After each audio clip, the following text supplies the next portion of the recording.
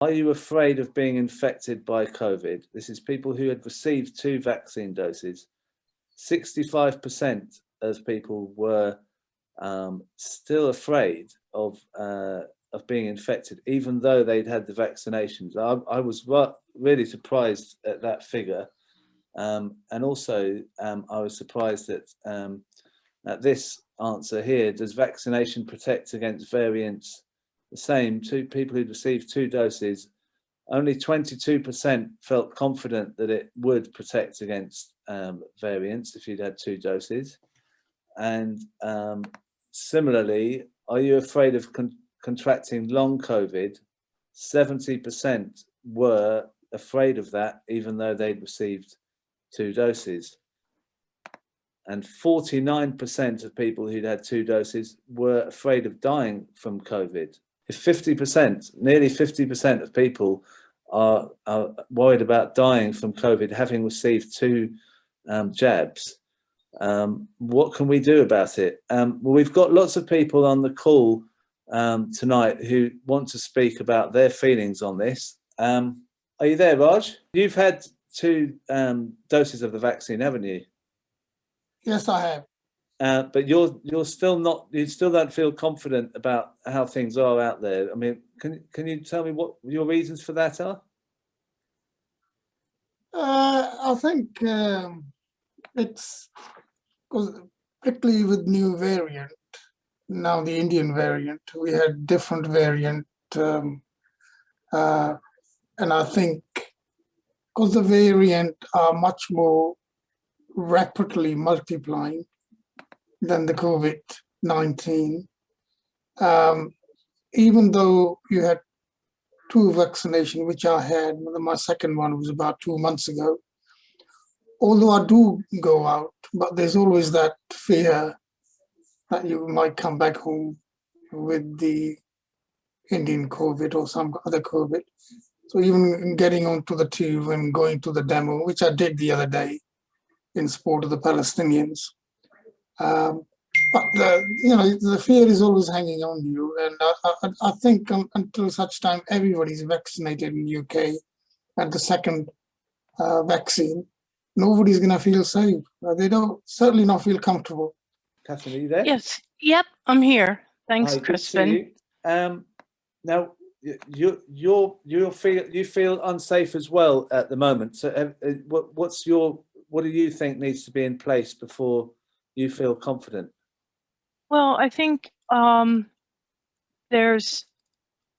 have a general distrust of what the government is saying about numbers and things like that. So I'm a bit worried about that. And it puts the extra burden on when you have a partner who also falls into the extremely vulnerable category. And so I'm concerned about protecting him. But it makes it quite difficult because if we're not getting the uptake of the vaccine for people, then I feel like Raj. I would prefer to sit and Zoom around. I mean, I've been doing it for so long as a disabled person anyway. I'm not classed as extremely vulnerable, but I have comorbidities that would make me likelier than some to come down with the virus. And yes, I stepped up and got my vaccines as quickly as I could. But hearing reporters going around speaking to people locally in the town who's saying they don't really care about, they don't think that the virus is really helping. They think it's not as bad as they are making it out to be. I think that's basically it. And until I start to see that the numbers of people who have taken the vaccine goes up, I will be being very careful. The other thing is, the mental health aspect of being locked up for 19 months without going out does have a bit of anxiety. I can feel, I deal with anxiety regularly, and this has just made it that much worse. Now, in my head, I know things are fine. You know, I'm not gonna, if I'm being careful myself, I don't have to worry. But intellectually, that's one thing. But anxiety doesn't work on intellectual knowledge. It works on the fears that you have. I'm going to move on to David Simpson. What's going on? What do you think about what's been said? I wouldn't say I'm fearful. I'd say I'm concerned. I do watch it almost on a daily basis. And I've been watching YouTube clips from ITV where they've been interviewing Conservative ministers, and every minister is given a different answer to the whole confusion around travelling and the whole confusion around the red list and India. And it really, really fucking pisses me off that we have people who are elected and can actually speak in this way. It serves no one really to reassure you know, the most fearful. And for myself personally, I mean, I suffer from mental health, anxiety and depression. And so when I hear about going on holiday and I hear about the rate of infection from the Indian variant and the variants of concerns, the VOCs, that makes me feel very, very anxious. So I'm concerned and anxious, and I don't think we've learned any lessons whatsoever. And it just really makes me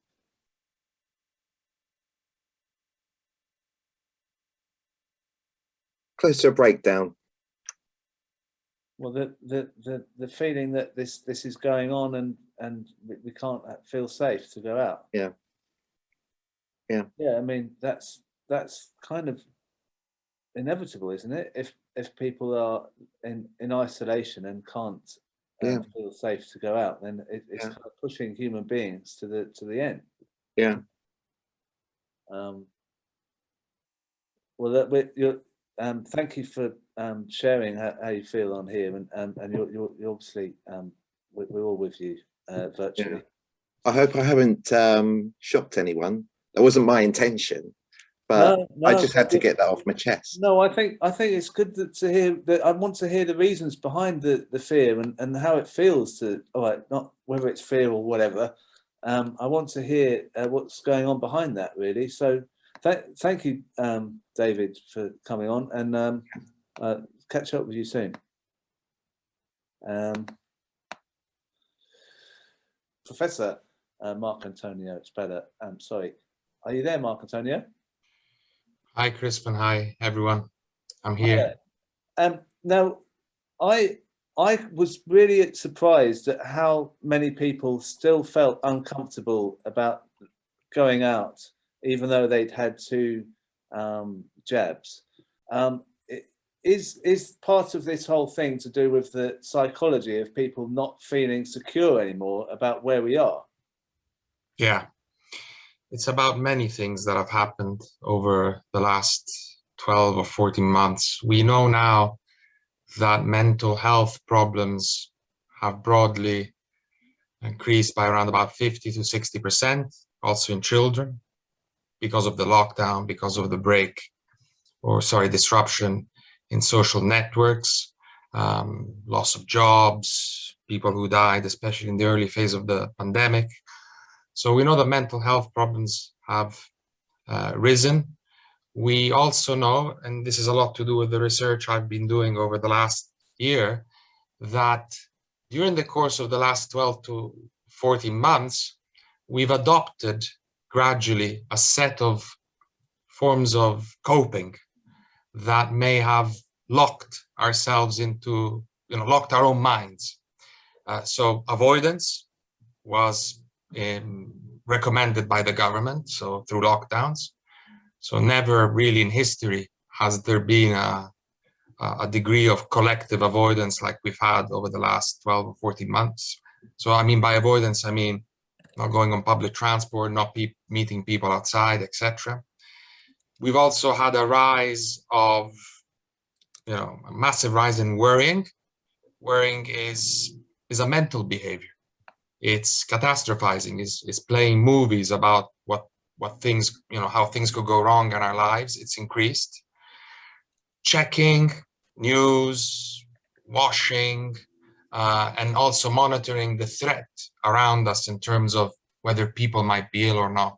These are the forms of coping that have emerged over the last 12 to 14 months that have kept us locked into a state of fear and anxiety.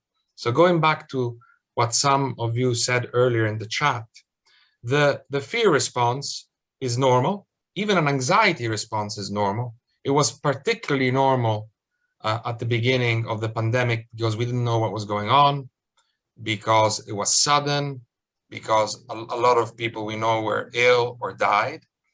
Things may have changed dramatically over the last 12 to 14 months, very much in line with what Claire has just said. But what's happened is that we've been left with these behaviors, the monitoring of threat, the avoidance, the checking, that cannot, if they're there, they don't allow for the anxiety and the fear to naturally retract. So that's what I've observed today, that many of you are still fearful and anxious, and there might be still a reason for that. You might have comorbidities, be older, etc. But we will never know, really, until we let go of these behaviors, how much the fear and anxiety is founded. Because why are we not focusing on data that is telling us, like Claire said, that mortality is extremely low, that there are over, I don't know, Claire will know the number, over 300,000 variants, if I'm correct. Claire, please confirm that the situation has changed dramatically since 12, 14 months ago.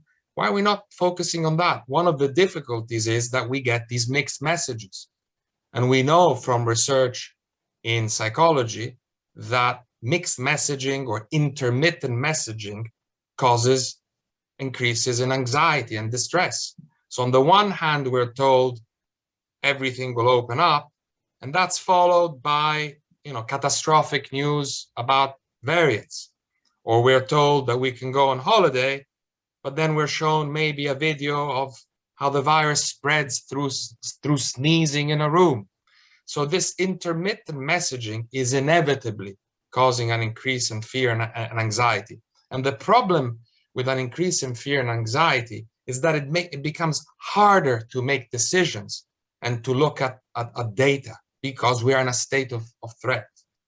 So the way out of this is to try to return to what we used to do, maybe in a graded way, keeping some safety behaviors there, maybe the mask, maybe using sanitizers more than we would have normally. That's the only way out of the fear and anxiety, because I don't know how realistic zero COVID will be, as Claire mentioned. It might be impossible to have zero COVID. So if we cannot have zero COVID, do we want to continue to live in a way where our mental health will become decimated, where we will become clinically depressed, our lives will shorten, it will become very difficult to go outside because we've sort of collectively become more agoraphobic? Is that what we want to sort of accept in view of the fact that data is showing that I think there are only 700 people or 800 people in a bed in this moment in the UK out of 110,000 beds who have COVID. So when you start seeing those numbers and you put it on a scale and you try to find an equilibrium. If we don't go out anymore, if we avoid being with people that we love, and considering also the fact that vaccination is quite widespread in a few European countries, especially the UK, then what is it that we're going to be losing? You know, and my research, my latest research, which will be mentioned in a newspaper at the weekend, shows that being vaccinated doesn't predict our fear of COVID. It doesn't seem to have any link to it. A little bit like you found, Crispin, in your data. Yeah. You managed to get a big sample, Crispin. You have to share your secrets with me. And so what seems to predict the fear is knowing somebody who's passed away because of COVID, being younger, which is the same pattern we're finding. It seems that younger individuals are more anxious about COVID, and being obviously at risk. So these three things predict the fear. Being vaccinated and the history of mental health problems doesn't predict the fear. It's not associated with the fear. So from my point of view, we're getting to a stage now where we need to focus not on threat. We need to focus as much as possible on safety. As Claire said, declining numbers of people in hospital, variants coming and going, thousands and thousands of them, etc., etc., and monitor things closely. Okay, I'm going to move on to Dr. Clare Craig, who I've asked to come on and speak a bit about the. Hi, Claire. Thank you for coming on. Thanks very much for inviting me. Yeah, I just wanted to ask you some of the things that there's definitely a question that I don't know the answer to, which is the vaccination. Does the vaccination make people safe from variants? Because people don't seem to know the answer to that. Right. I think I will. Can I address that after I've addressed a few other things? I think we kind of have to start at the beginning, having just heard what's just been said, because I think there's a lot of things that seem to be misunderstood that are worth addressing. So the first thing to say is that when there's a pandemic, the measure of the harm it's causing has to be how it's affecting the total number of deaths. And the total number of deaths at the moment are only 80% of normal levels. So at the moment, there are very few people dying. Now, I'm not one of the people that says it doesn't exist, and I've heard all of what was just being said just now. COVID is a serious illness, and we absolutely had an epidemic of it in the spring. And when that happened in the spring, you know, young people got it first, it spread to older people, and excess people died. And it was, you know, an absolutely real phenomenon. We also had, as you know, the autumn and winter phenomenon. But what people haven't paid so much attention to there is how many excess deaths there were. Because the figure that we're always quoting are the deaths that got labelled as COVID deaths, and they weren't all deaths that equated to excess deaths.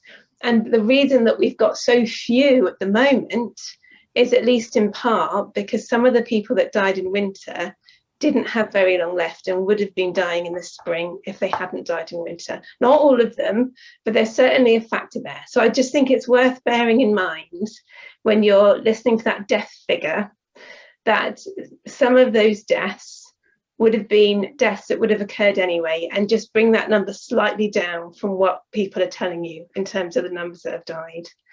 And then just going on from there, obviously, you know, you don't want to wait until there are excess deaths before acting. So we do want to have other measures to look at how we see what's going on at the moment. But even the cases at the moment are well under control. They're very, very low. They're at a steady state.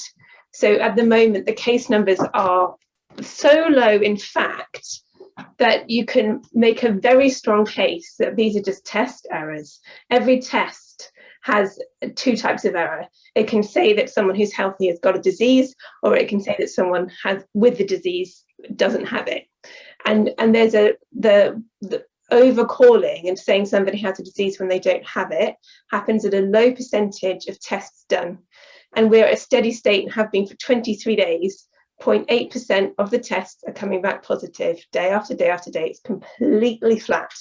So at the moment, there is very little real COVID around. Now, obviously, there's been a focus in certain parts of the country. So Bolton, and there was a few other places, there was Erewash, Bradford, have had little upticks, all of which have actually peaked and are falling again. So in Bolton, the peak positivity rate was on the 13th of May.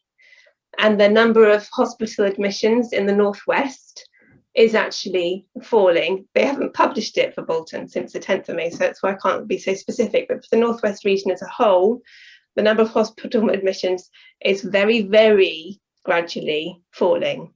So the stories that we're hearing from the press about what's going on don't quite fit with what's actually going on. So what's actually going on is not very much at all.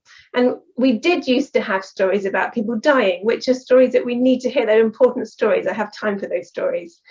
Then when their deaths stopped, it was all about cases. Now that there are no cases, it's become all about variants, because there seems to always have to be some reason to keep everybody as scared as possible. And what you might notice is that when you're switching on the BBC or other mainstream media, the people talking about variants aren't virologists. It's very often Susan Mitchie, who is the behavioural psychologist on SAGE, who on Spy Beat, the psychology group, who, as her job at the moment, has been to make people as scared as possible. And she has done a very good job of it. But when you've got a behavioural psychologist who's trying to terrify the nation, being the one who's always talking about variants, you need to just be a bit skeptical that they couldn't find a virologist to scare you. You know, where's the virologists? They're the ones that actually know how this stuff works. Because in actual fact, in virology, all viruses mutate all the time. They mutate all the time. And it's not necessarily of any importance. When it becomes important, so when there's a mutation that does have an impact on human health, like being more transmissible or less deadly, that's normally the way it goes, then it's no longer a virulent, it's no longer a variant. It gets called a strain of a virus. Nobody's mentioned the word strain, because actually none of these variants have been shown to have an impact on transmissibility or deadliness, because they are all very, very, very tiny mutations that have kept it very similar to the original virus. It's way, way less mutating than influenza. It's a really quite a stable virus. And if you think back, if you remember back to the summer, there was a first mention of variants then, when there was a single point mutation, and the proportion of cases that were attributed to this variant went from 0 to 100% over the course of August. Nothing happened in August. August was fine, but the variants changed over the course of that time. We then had the UK variant in the winter, and obviously everybody's blamed that winter spike on the UK variant. But although in England, 60% of the cases were that variant at the point of the peak, that was not true elsewhere. So in Scotland, it was about 30%, in Northern Ireland, 16%, and in Wales, less than 16, I can't remember exactly.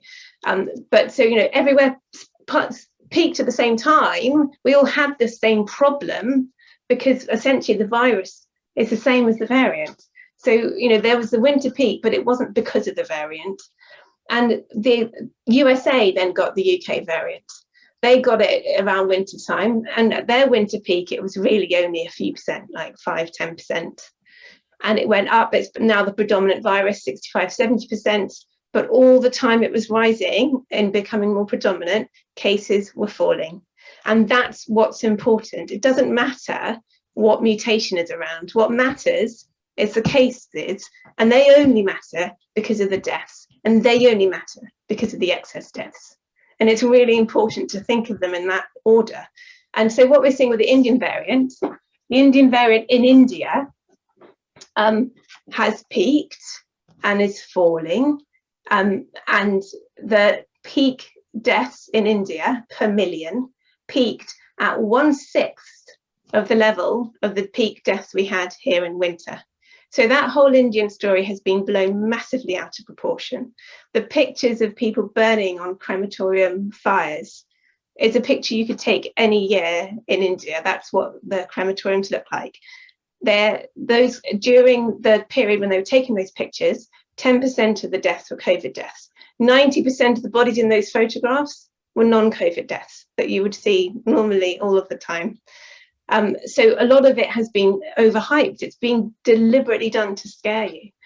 And the story in Bolton is similar. So in Bolton, or rather it's in the UK as a whole, the percentage of the Indian variant has gone up to about 30% now. But while it has been climbing, the case numbers have been falling.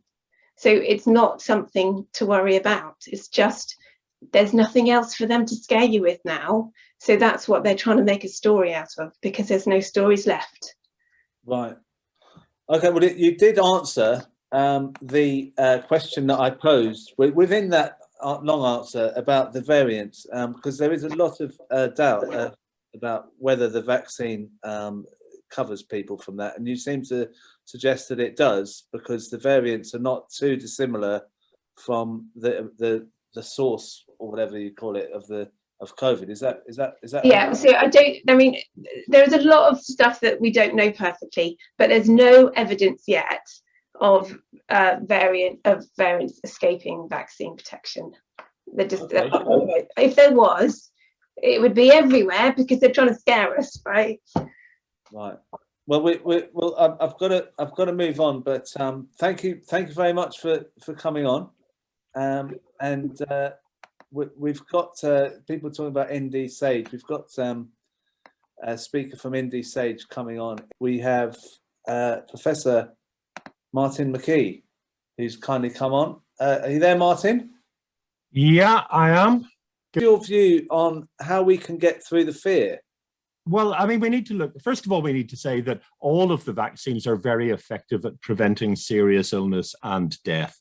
So that's good. If you've had both doses of the vaccine and you've allowed a couple of weeks after you've had both doses, your risk of dying, becoming severely ill and dying is very substantially reduced. It's not zero, because the vaccines give, even the best ones, the mRNA ones, give about 95% protection, but it's very good. And if you combine that with all the sensible things that we're doing, making sure that we're keeping some degree of distancing and avoiding indoor spaces and so on, then that will bring the level of circulating virus in the community down, and that will reduce your risks as well. But, it's not the idea that because everybody's vaccinated, everybody will be safe. I mean, that's clearly not true, because we saw that in the Seychelles, we're seeing that in Bahrain. It's a combination at the minute, while the virus is still circulating, of a high level of vaccination plus a continuation of measures to reduce the opportunities for the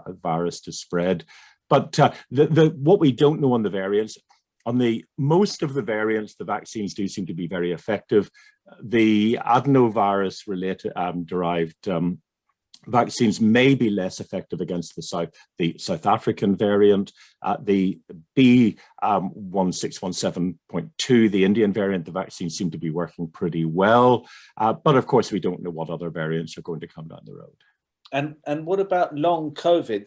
That was a big fear from people who have had the vaccine. They still feel that they could contract long COVID. And what's the chances of that? Yeah, I mean, that's another reason why young people need to be vaccinated, because we know that long COVID affect 10 to 15% of people. And it is potentially, it's a spectrum of conditions. It can be mild, but some people, of course, who get COVID get complications like blood clots and so on, and may be permanently disabled with it. So it's a very, very, very broad spectrum. So it's a reason for being very careful. But we don't actually know. I mean, the assumption, we do know that people who were quite mildly affected with acute COVID could actually get persisting symptoms. It seems very likely that having the vaccine will significantly reduce it'll certainly very significantly reduce your chances of some of the manifestations that are included within long COVID, because you're not going to get the systemic illness. There is some interesting information emerging that suggests that people who have had long COVID after having been naturally affected and then get the vaccine may be experiencing some relief of their symptoms, but we're not in a position to say if that's more than a signal at the minute. It's interesting and we need to understand more about it. But anything that's going to reduce your risk of getting the disease is clearly going to reduce your risk of the long-term complications. So in a sense, what you're being very measured in your response and saying that it's significantly lower chance of you getting the vaccine if you've been vaccinated, and significantly lower if you of getting long COVID, but you're not saying that it can stop that possibility totally. No. Is that what that kind Why of would I say that? That's not what the evidence shows. I mean, no, but what I'm saying is that, do you think that might be a reason why people are fearful? Because there's always this possibility, outside possibility, that they could contract COVID. So people are not prepared to go out and carry on as if there was no. I mean, the risks of going outdoors are very low. You're very unlikely to get the virus outdoors. I'm fully vaccinated. Would I go to a bar or restaurant at the minute? No, I wouldn't. Indoors, because there's still a continuing risk. Not so much that I'm going to be. The risk of me becoming seriously ill is exceptionally small. The risk that I might get it and then transmit it to others is still quite small, but it's an unnecessary risk that I wouldn't personally be prepared to take. But people will have to make their own decisions on that. They'll have to think about who they live with, who they come into contact with. I don't think it's an irrational fear. We know that this is a virus that spreads in indoor settings where large numbers of people come together. The risk is very, very low. But, there are lots of things where the risk is very low. Bungee jumping, parachuting, things like that. With modern equipment, the risks are very, very low. Would you do it? Well, some people will, some people won't. Right. Okay. Well, I'm not sure what to do after you've said that. I might stay in. Are you there, Joan? Yeah, I'm here. Thanks, Chris. What's your view on when we can feel safe to go out, and how can we feel safe again with COVID? I think we should stop talking about feelings and stop talking about our fear of COVID, because I fear the government far more than I fear COVID now. And I'm at high risk and I've been shielding for 14 months, but I'm angry more than fearful. And I think the more it suits the government to talk about our feelings, because it actually deflects away from our anger that we need to be feeling towards them. I've been campaigning with Zero COVID for the last 6 months, and I think it's a really important campaign. We've been working from the grassroots with the trade unions and with the safety hazards campaign and following the guidance of Indy Sage. And it is actually the best way and the only way that we're actually going to eliminate this virus. The government is... Einstein said the definition of insanity is doing the same thing over and over again and expecting a different result.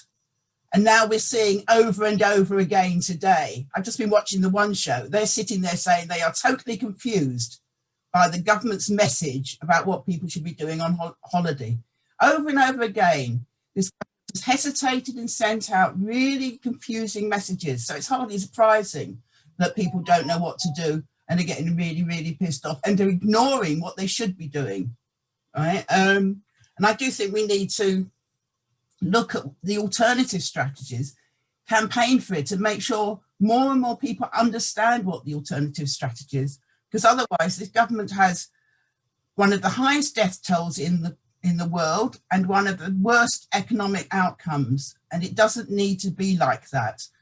From my point of view, not only the government has blood on their hands, but Labour has blood on its hands as well, because it has not opposed and put forward an alternative vision, an alternative strategy. Complaining and criticising is one thing, we can all do that. But the role of the opposition is to put forward an alternative, and there is an alternative.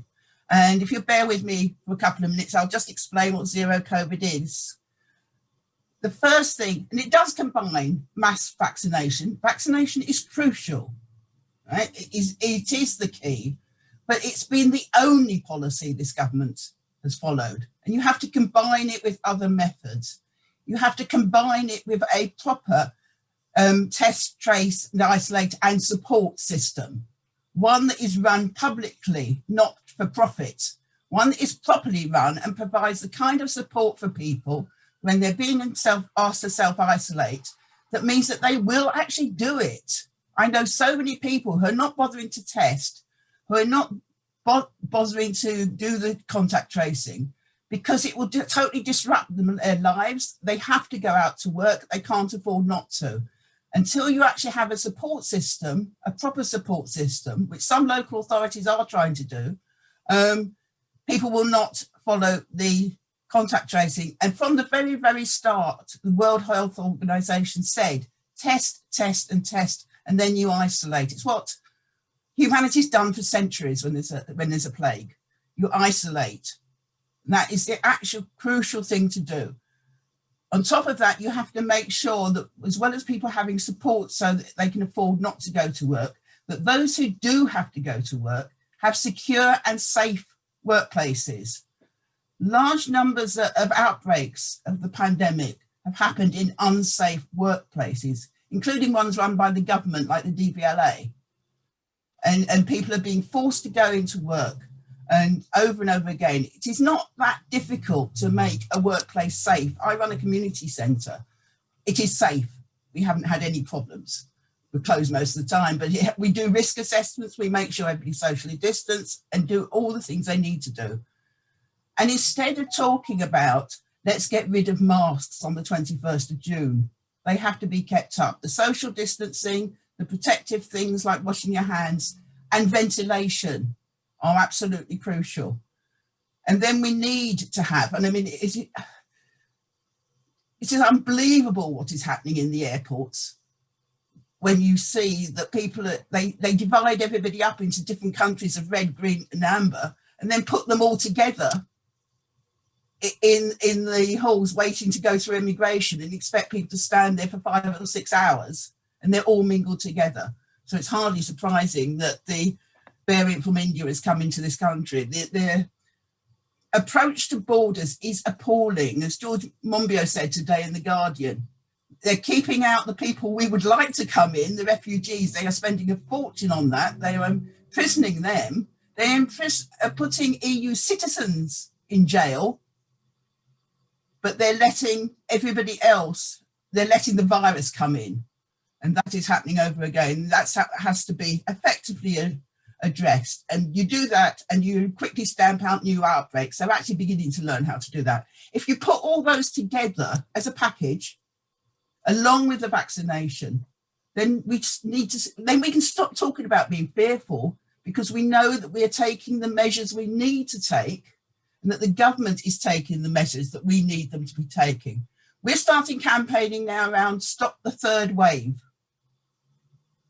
What we're trying to stop is this on-off lockdowns and the continuation of people being really fearful because they don't know what's coming next, not being able to plan their lives, being told on 1 minute they can go on holiday and then being told that they can't.